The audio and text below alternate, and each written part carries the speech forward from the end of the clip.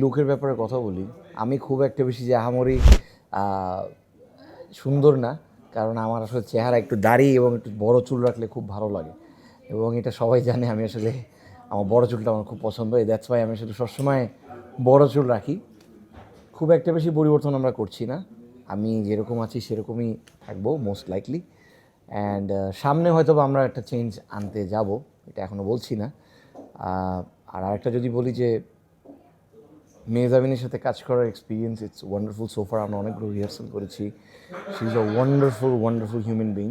আমার মনে হয় আমি খুবই লাকি যে আসলে ওনার মতো একজন অভিনেত্রী আমি পেয়েছি এই প্রজেক্টের জন্য। অ্যান্ড বাকিটা হোপফুলি ভালো হবে ইনশাল্লাহ। আমরা জেমস বন্ড করতে পারবো না, আমরা মাসুদ রানাও একটা করতে পারবো না, বাট আমরা যেটা করতে পারি, আমরা হয়তোবা নতুন একটা চরিত্রকে তুলে ধরতে পারি।